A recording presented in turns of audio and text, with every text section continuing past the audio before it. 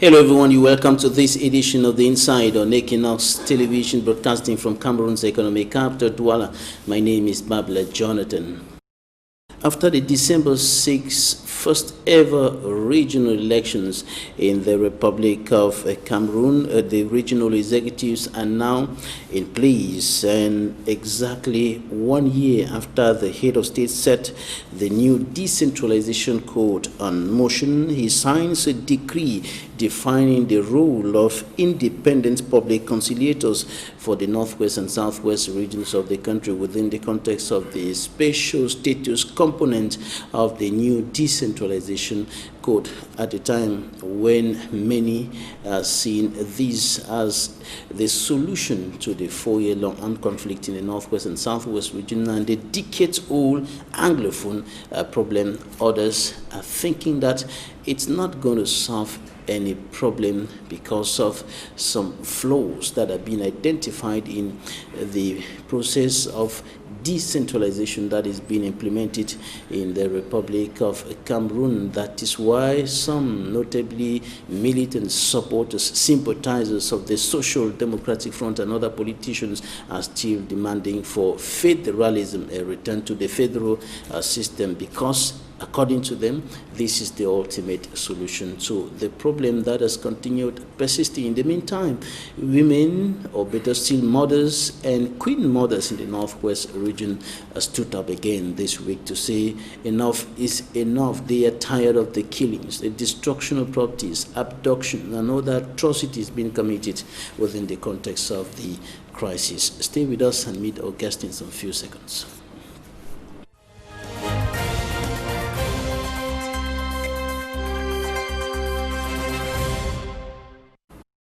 Our guest today is Senator Barrister KENYANG George, member of Cameroon's Upper House of Parliament and also a member of the Cameroon Bar Association. Mr. Senator, welcome to the program. Oh, thank you, Mr. Babila. Earlier this week, mothers and queen mothers stood up again to say enough is enough. It is time to put an end to the 4-year-long armed conflict, the killings, destruction of properties, abduction, and other atrocities being committed in the northwest and southwest regions of the country. What do you think about these actions of the mothers who are standing up to say no to the war? Well, it is a welcome opinion which comes up to reiterate, emphasize the opinion of the Social Democratic Front, who resolved to solving this war, ending this war in the northwest and southwest regions. And also the international community has put a lot of pressure asking for ceasefire, because property is being destroyed, individuals are being destroyed, our children are being destroyed, the military, force of law and order is being destroyed. So there is total destruction. And you see, we are just passing in this world, and nobody has the right. God has not asked anybody to take the life of another. And so if the queen mothers are coming out to say enough is enough, and to declare and plead for a ceasefire, it is just a reasonable action. And we pray that the powers that be should take this action serious and act accordingly. And queen mothers have been saying this, other persons have also been saying this. It is time to put an end to the war, but the war still continues. The war is still raging on. Why is it still raging on despite the calls coming from everywhere? It is, Satan, when Satan takes over a situation, it becomes difficult to end it. So Satan has taken over this situation, and that is why it is difficult to end it. People are following the world. People are using this war to make monies for themselves. And people don't more care about the lives of others. They don't more care about the predicaments of others. And so that is why it is difficult to end the war. We are greedy, we are selfish, there is no love for one another. We have violated all the principles of the law, the commandments of our God, the Creator, our Creator. And that is why God is angry with us. That is why the devil has taken over control. It is going to be a difficult situation, but we have to keep on fighting and praying, because with God and prayers, everything is possible. And the main issue about the region conflict is about guns that are still talking, guns that are still in the hands of civilians, and soldiers who are still parading the communities with the guns. The guns have become too difficult to be laid down. And the governor of the Southwest region, Bernal Kalebila, earlier this week was speaking and calling on civilians who are carrying guns to drop the guns. But the guns have continued talking with time, and the atrocities are going on. We have asked on the head of state who declared this war to stop the war. He has the means. It is only him. If he declares a ceasefire, I want to bet you that the war will stop. The guys who are our children who are in the forest, they are afraid to come out. They don't have confidence in the system. They don't have confidence in anybody. And as I say, they are now using this war as a means of livelihood, kidnapping people, the military standing on the roads, the police is at all the fronts collecting monies from people. So people are using it to make monies for themselves, and that is why it is difficult to end. And so the only person with the powers to stop the war is the head of state of this nation. If he declares a ceasefire, this war is going to stop. In the meantime, his government is saying that the new decentralization code being implemented with the special status for the Northwest and Southwest regions of the country is the solution to the problem, is the solution to the conflict, not only the conflict, but the Anglophone problem that has been there for several decades today. Do you think so? No. Decentralization has failed. It is not now that it's going to work. Decentralization is being used to deceive Cameroonians. There is no will of political change.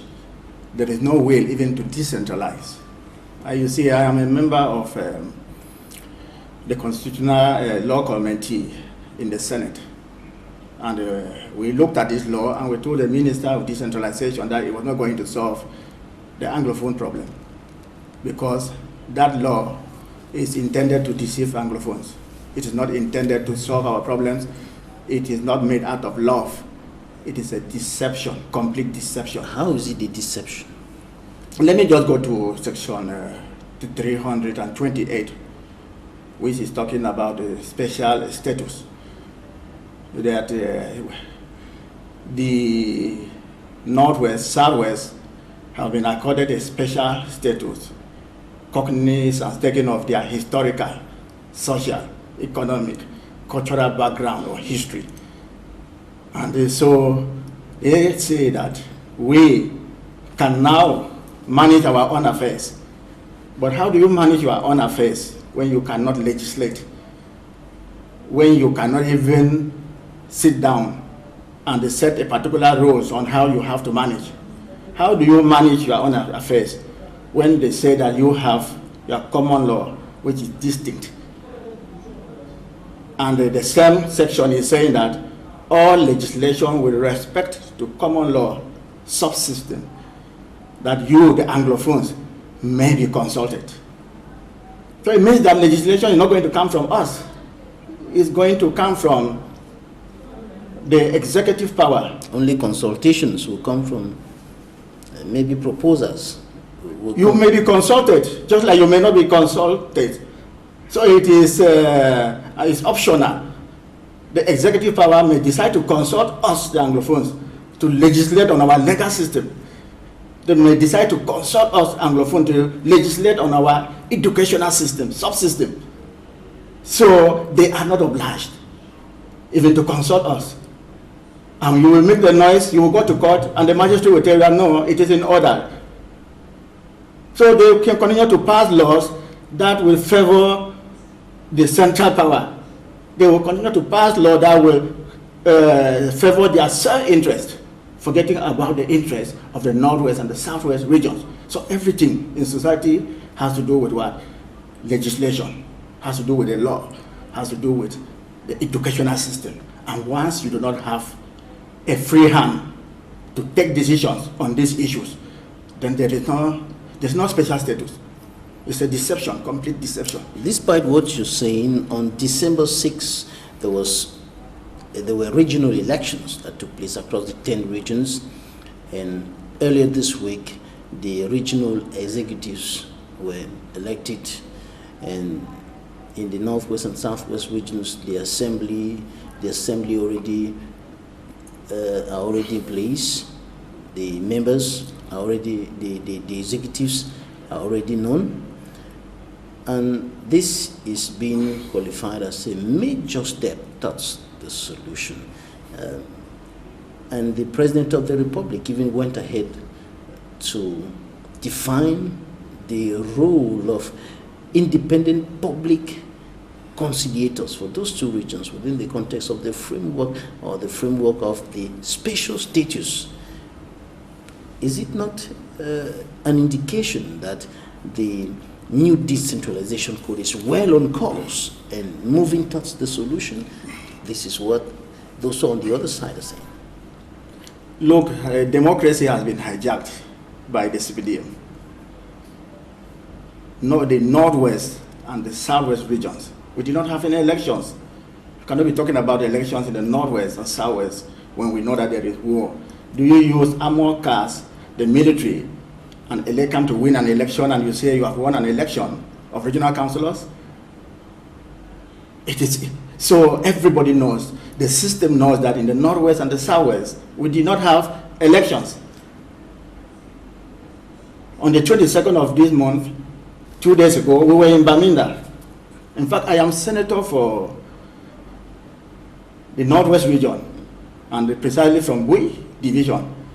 My senior divisional officer sent an invitation because the law is clear. Section 20 of the Constitution says that senators represent the regional and the local authorities. That's the law.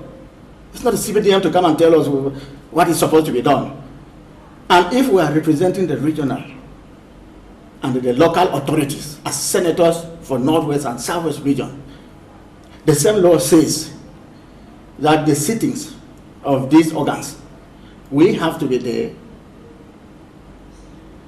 as in advisory capacity. That's the law. And so they go and organize. The regional assembly is sitting in the Northwest, and the senators are not invited because we are of the opposition.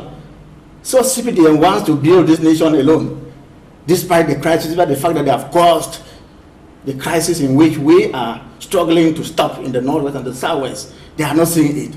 They are fighting for their individual interests. They want to build a system. You said alone. You said you're a senior divisional officer. There's your yes. invited you. Yes. Does that mean you are the only senator who was? He invited me. I tried to check with my other colleagues because we are 7 senators. We won the election. You know, we won the election, and they appointed others from the CPDM just to disturb us from having a bureau in the Senate. And so we won the election. So the Northwest recognizes us as their senators because they voted for us. And so it is not the CPDM that will come to determine who should represent the people in the Northwest and the Southwest regions. It is the population, it is the people, and not some few executive officers who will sit and decide on who to attend a regional assembly.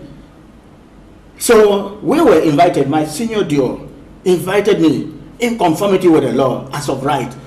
But when we got to the meeting point at the door, we noticed that on the list, the official list of invitees, all the senators of the Northwest region, our names were not on the list. Only the 2 senators for CPDM, which are our senior fund, Jaffa and Madame Mondi, only their names were on the official list of those who were invited. So where did they put the SDF senators? And when I got there, my friends, my colleagues, Kemende, Mochegel, the rest, they got there and noticed that the senators were not officially invited, so they left. And when I came there, they dismissed me that no, it was an omission. I got into the hall and noticed that on the chairs, they tagged the names that were tagged on those chairs did not have senators for Northwest, did not have the SCF senators. It had only the names of parliamentarians, civilian parliamentarians for the Northwest region. So they call us from there. We are members of the upper house. And the civilian feels that we are not representing Northwest region. What I am saying that it is their own feeling. It is not the feeling of the population. The Northwest population knows that the senators in charge of Northwest region are SVF senators. Whether civilian likes it or not, they should keep on rolling in exclusion and thinking that there will be a solution. They are dreaming. They do not want a solution. They are pretending. They are deceiving Cameroonians. What can possibly explain what you're qualifying as a gross violation of the law, as far as your presence in the assembly is concerned? Why are we? Violation of the law, I have cited the law, I've cited Article Section 20 of the Constitution. We say we, senators, represent. I'm now asking what can explain the fact that those who were supposed to invite you decided to keep you away from the... Those who are supposed to invite are the executive power. The executive had to invite, that is the governor. And that is where there is a problem. I'm a representative of the population. And then the governor is inviting people and does not invite me. And so it is a system, it's the free system that is destroying the nation. So they are used to this bureaucracy, they are used to executive power, dictating from the top, and violating the law. And that is why we have problems in the Northwest and Southwest, because we are dealing with people who do not respect the law. They have no respect for the law.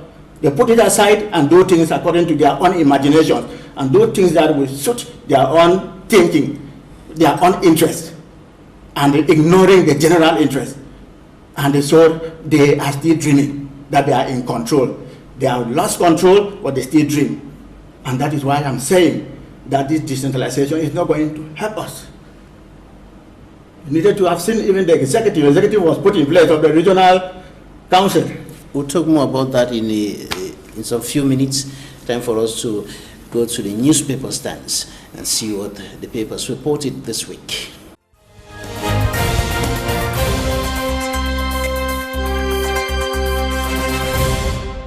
The Crown.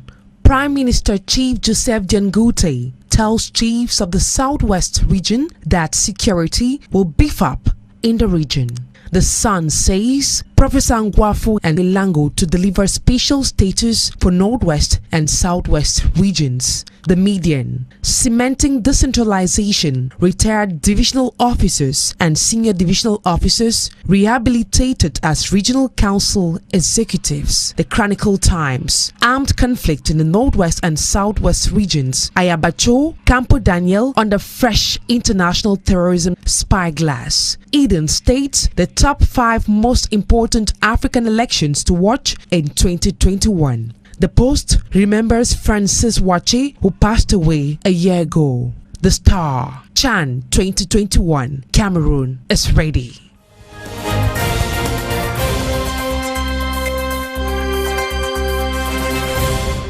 You're welcome back, Senator Barrister KENYANG George, member of Cameroon's Upper House of Parliament.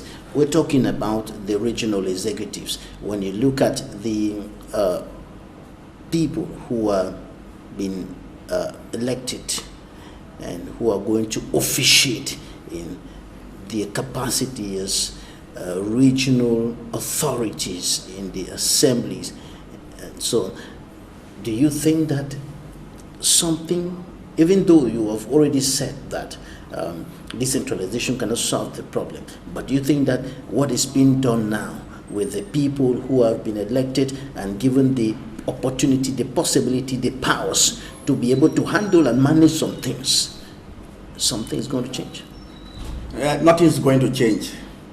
It is not going to change because the executive did not come from the regional councillors. The executive came from Yaoundé. It was imposed on the regional councillors. There was no election. So they went and said they had a consultation. In that consultation, Yaoundé had prepared a list of those who had to man the regional executive of the Northwest region. So they went and read the members. Is that what happened in the Northwest? That is what happened in the Northwest. And so they read the members and forgot Boyo. Because the law says that it must reflect, the executive must reflect the regional representation or the divisional representation. Or the divisions so Boyo, being a division in the Northwest region, they went, and those who brought the list from Yaoundé forgot to include Boyo in the executive. And we had to suspend the session, go consult again for around 2 hours just to bring in Boyo. And so once power does not come from the people, once that executive has been imposed on the region, it means that it is not an executive of that region, and so there are going to be problems. And the executive that has been imposed knows that it is Yaoundé that imposed it on the region. So that executive will be taking instruction from Yaoundé and not from the people of the Northwest region. They are going to work there for Yaoundé and not for the people of the Northwest region, because they have been imposed by the central system because of the CPDM, as they call the policy. When you're talking about Yaoundé, what exactly are you referring to? The CPDM Central Committee? Central Committee. The CPDM Central Committee. It's all over. It's not only for the Northwest. All over. The same councillors are already complaining.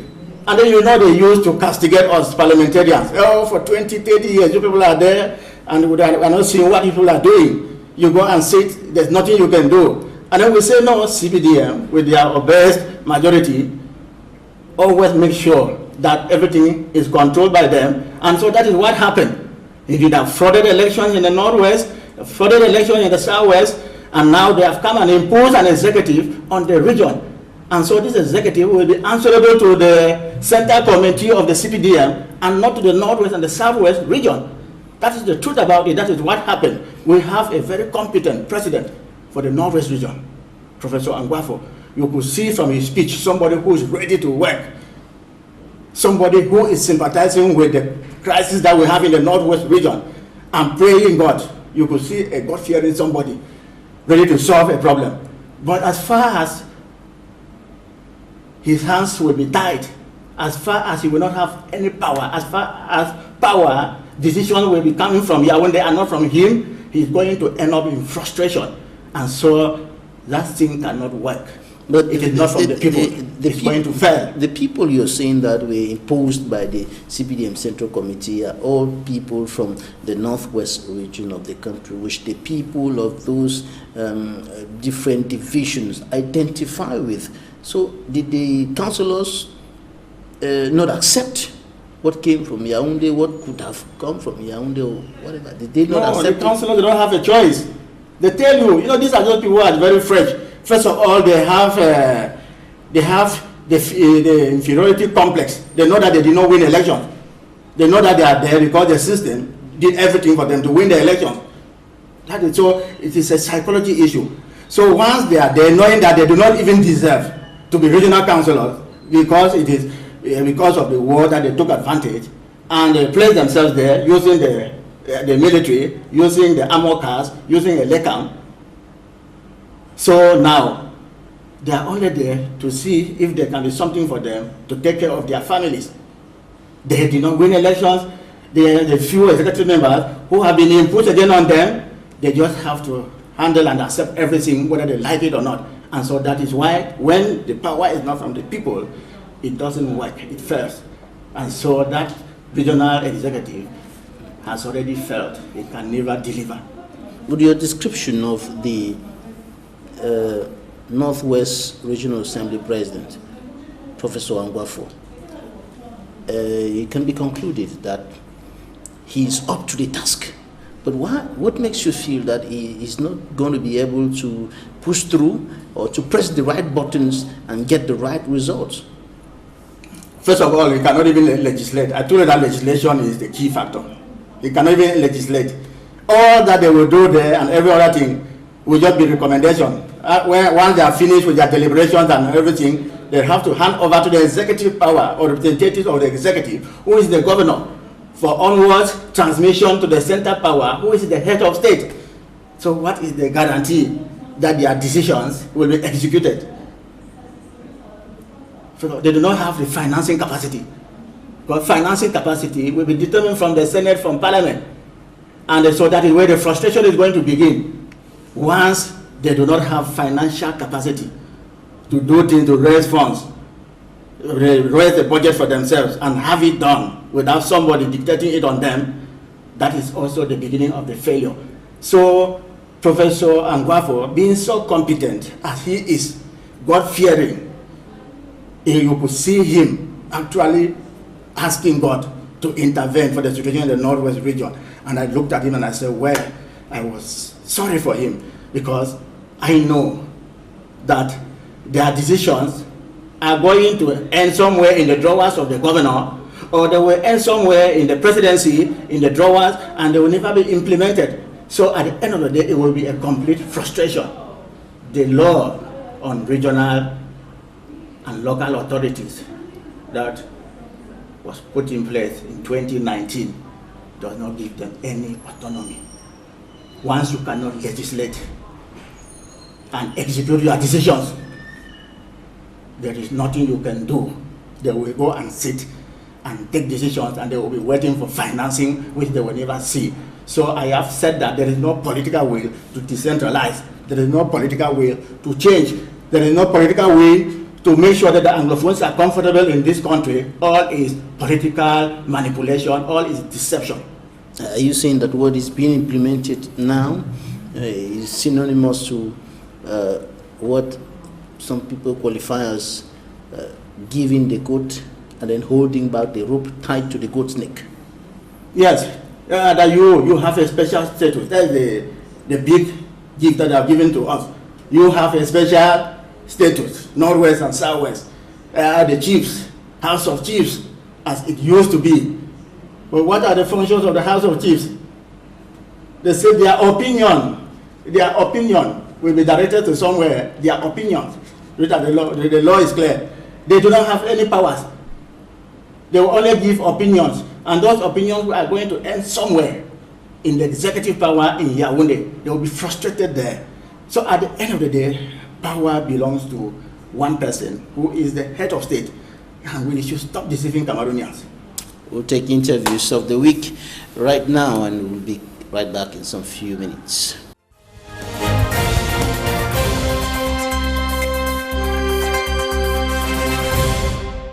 Wetin command up, I became member that they were at the house. They want make my fire for prepare my small thing. I want she don't. I hear people in the shout for outside. Come on, we na backside. We want discover. We hide na for inside Rafia. We see na flame the way they come out for compound. My friend they even check say I don't die for inside the house. Now after we they call, we are walk up from Bambalam with foot. Go reach for Saga. I walk up with empty fuka enter Bamenda here. For peace to reign, the chiefs and their populations should denounce criminals, those who are moving with weapons to kill. Those who kill the chief of Bolifamba did not fall from heaven. They are living with the people. Let them denounce them. Also asking them more than ever before to mobilize in vigilante group and peace group to improve on the security. And the only way that we say to end it up is you see something, you must say something to help us together ensure our security. You know that the end of year used to come with more insecurity, be going around to frustrate our populations. So we are here today to take relevant measures to make sure that our population will feast this end of year without any problem. We are instructed patrols all over the division, and we are police operation will be going on, will be reinforced to make sure that our population will pass this end of year festivity each free. It's been a difficult year with the COVID-19 pandemic, which upset almost everything. But I'm glad that by the grace of God, many of us have made it to this point. And going forward, my message is, there are two things we must watch so we prosper in 2021. These two things are, first, our health. Secondly, we must preserve the peace.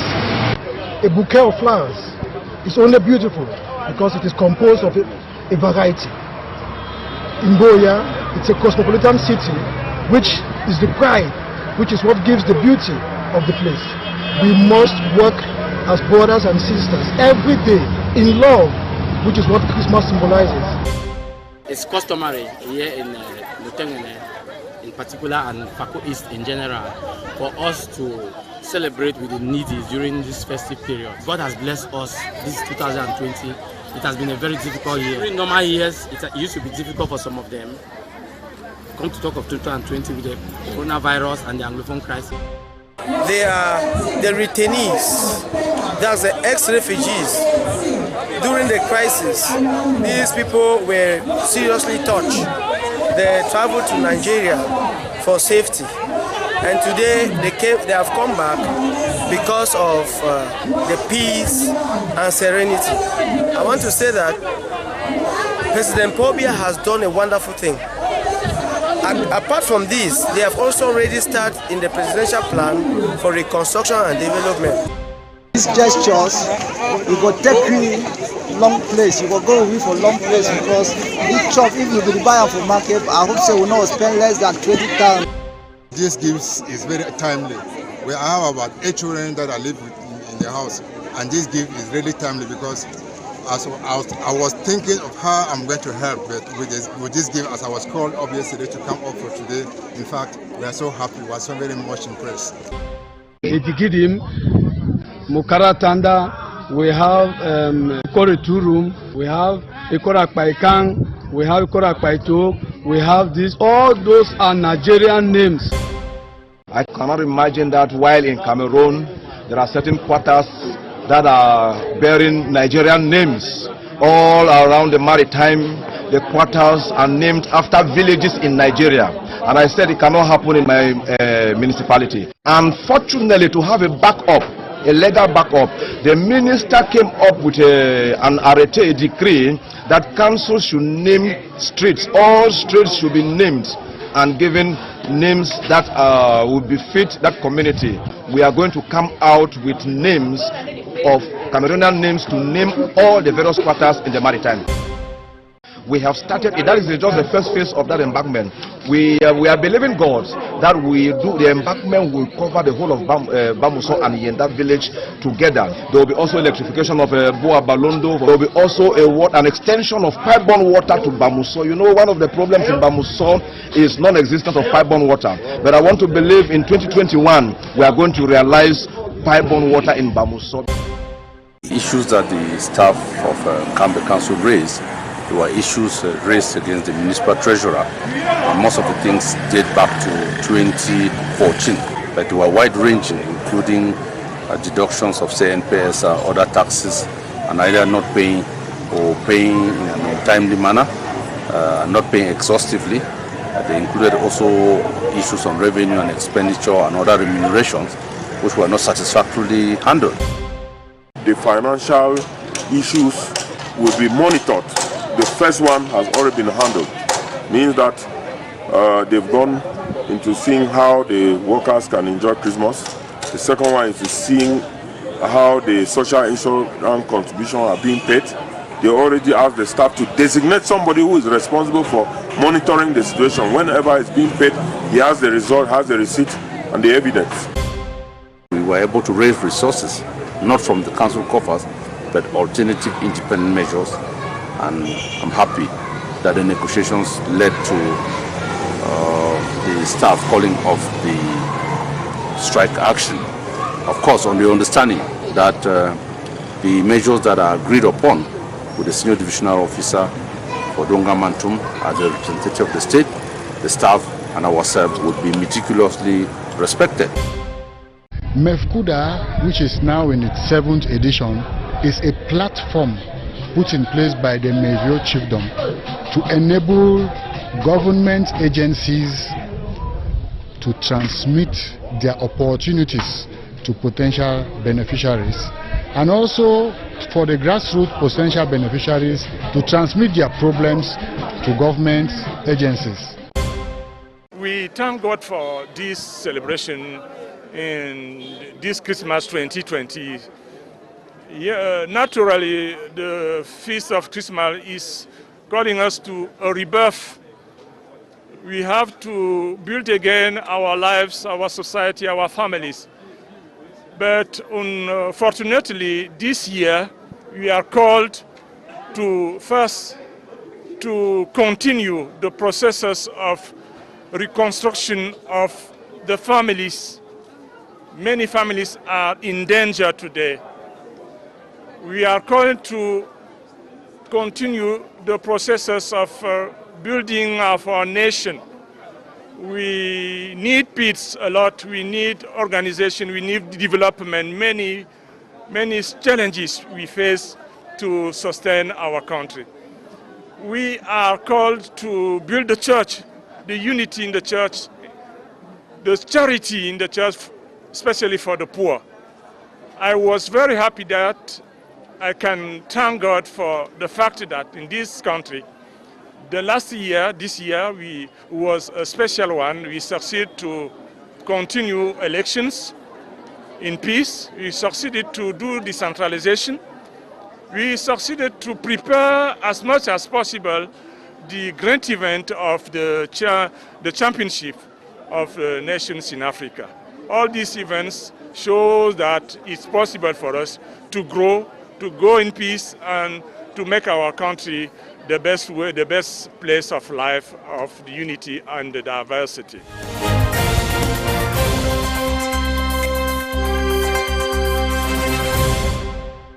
Welcome back. Earlier this week, Mr. Senator, the head of state signed a decree defining the role of independent public conciliators within the framework of the special status for the two English-speaking regions of the country. Can you tell us a little more about the role of these conciliators? What are they going to be doing in the regional administration? Yeah, the public independent conciliator is a very strong position. To me, stronger even by the executive president of the regional council, and even having some strong positions to take actions, even more than the governor of the region. That's a very strong institution. That's the truth about it.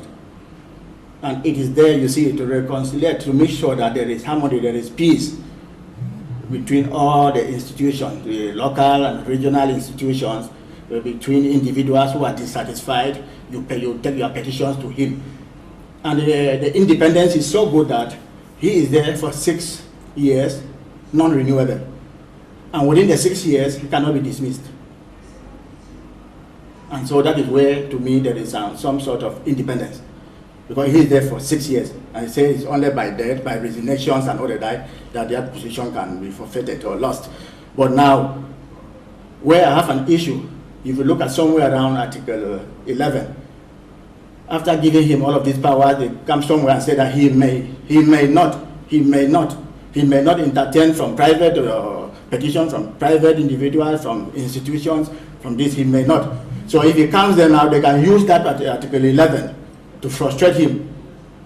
When he takes a decision, they say, no, it is in violation of this Article 11. When you go look at Article 11, you will see that it is a bit frustrating.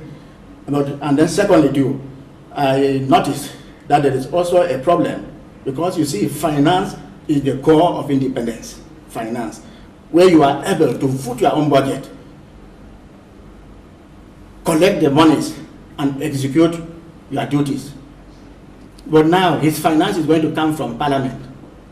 He will sit and propose a budget and then send it to the Minister of Finance for onward transmission, for it to come out in the budget of the nation.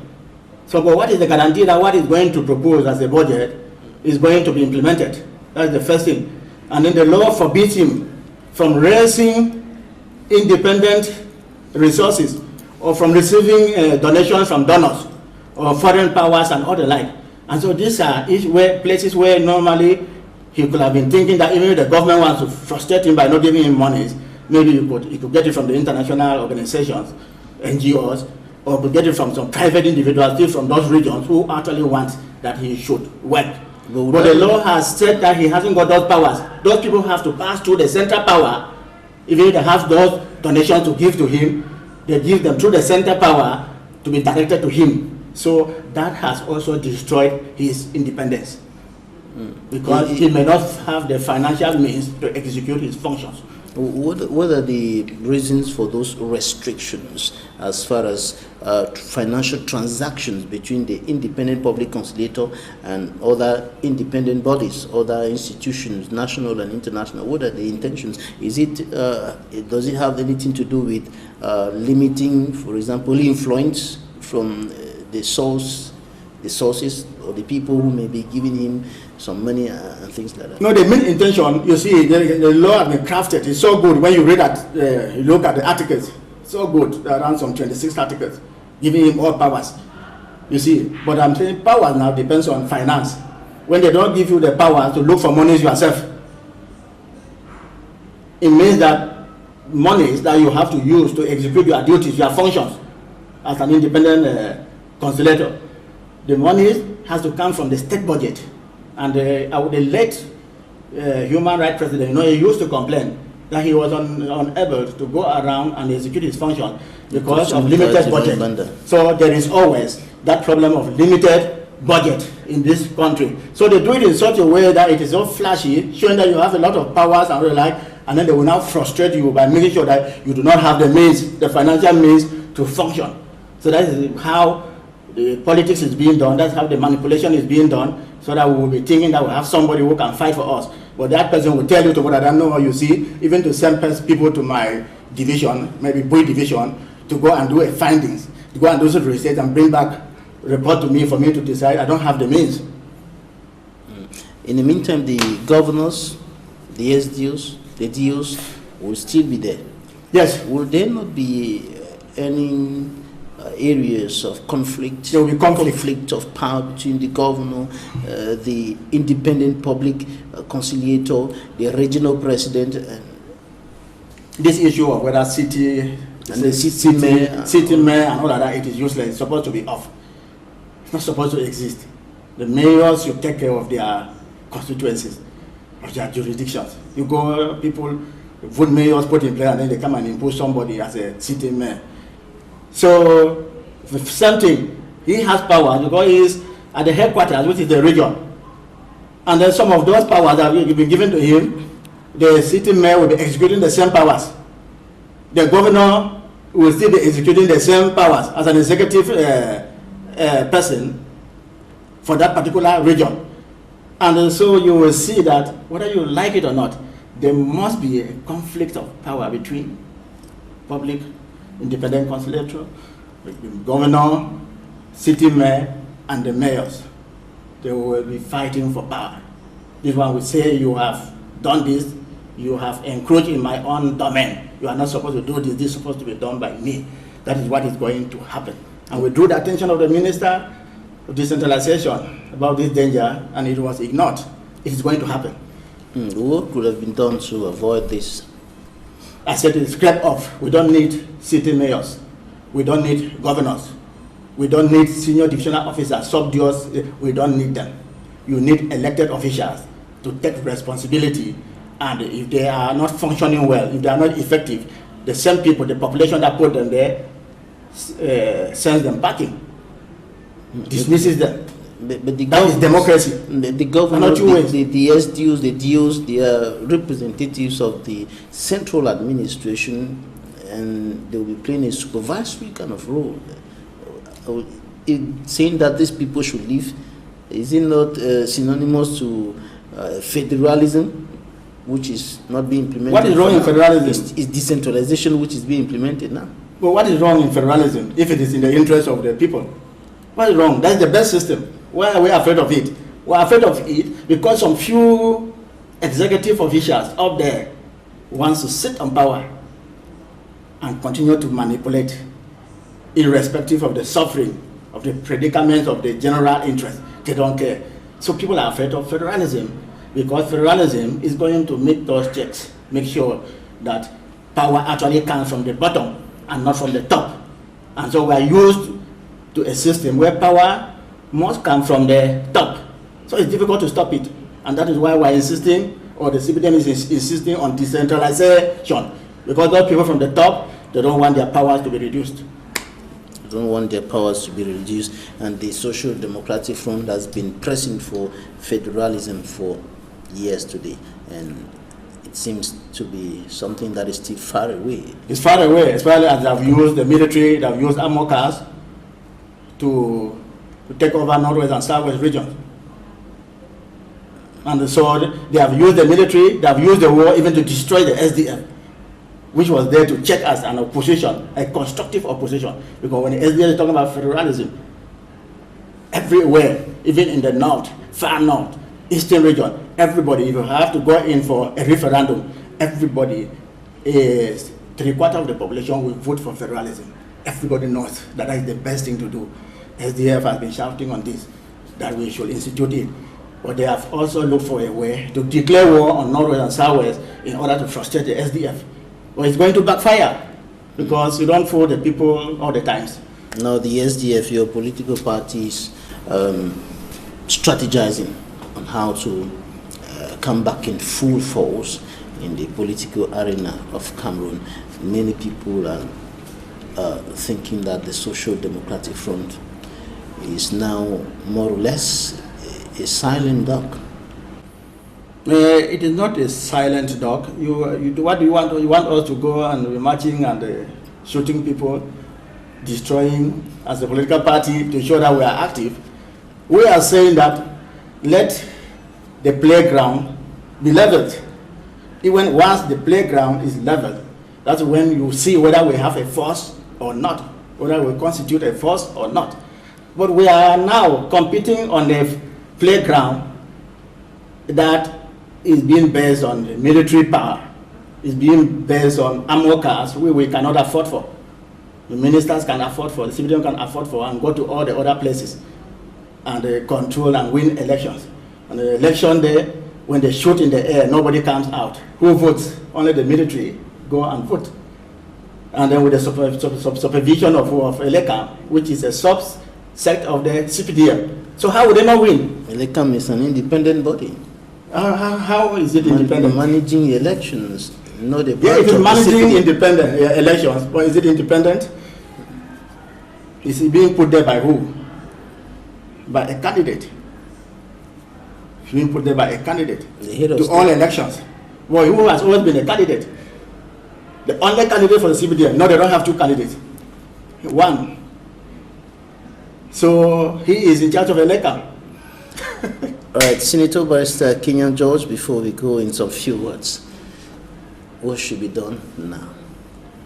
I mean, immediate actions that can bring forth some immediate solutions that will bring down the guns, that will stop the bloodshed, that will stop the abductions, and then other things can follow. We are expecting, praying that the head of state, when he will be delivering his end-of-year speech, we will be begging, calling unto him to end the war. This is an urgent and immediate action that will do a lot of good for this nation. Once he declares a ceasefire,